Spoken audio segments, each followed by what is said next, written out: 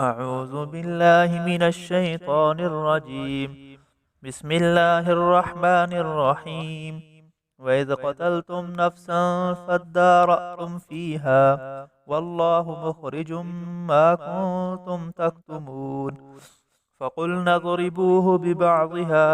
كذلك يحيي الله الموتى ويريكم آياته لعلكم تعقلون ثم قست قلوبكم من بعد ذلك فهي كالحجارة أو أشد قسوة وإن من الحجارة لما يتفجر منه الأنهار وإن منها لما يشقق فيخرج منه الماء وإن منها لما يحبط من خشية الله وما الله بغافل عما تعملون أفتطمعون أن يؤمنوا لكم وقد كان فريق منهم يسمعون كلام الله ثم يحرفونه من بعد ما عقلوه وهم يعلمون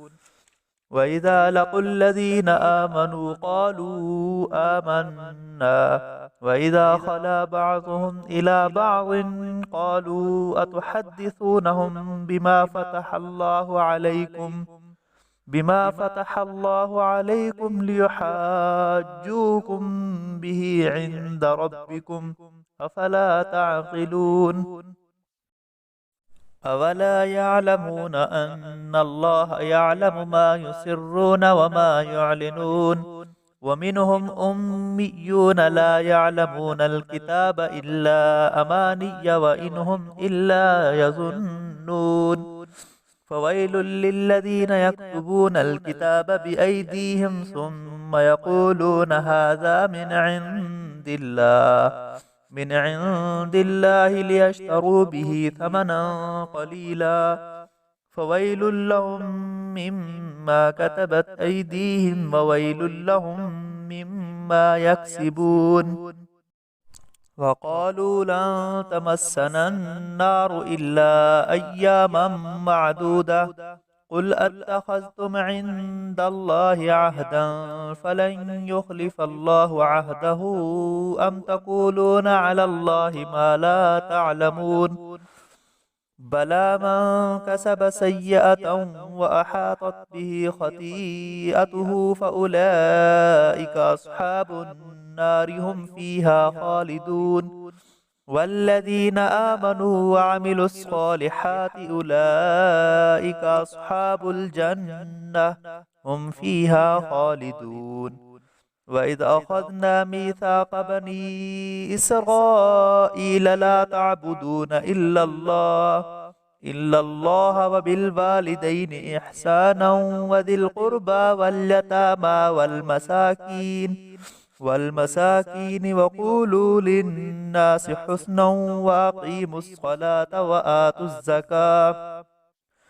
ثم توليتم إلا قليلا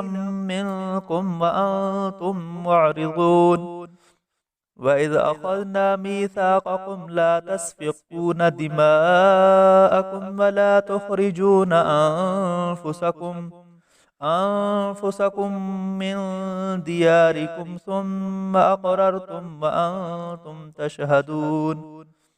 ثم أنتم هؤلاء تقتلون أنفسكم وتخرجون فريقا منكم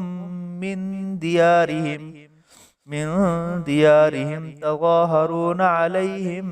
بالإثم والعدوان وإن يأتوكم أسارى تفادوهم وهو محرم عليكم إخراجهم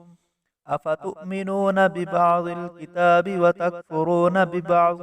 فما جزاء من يفعل ذلك منكم إلا خزي في الحياة الدنيا ويوم القيامة يردون إلى أشد العذاب وما الله بغافل عما تعملون أولئك الذين اشتروا الحياة الدنيا بالآخرة فلا يخفف عنهم العذاب ولا هم ينصرون. صدق الله العظيم.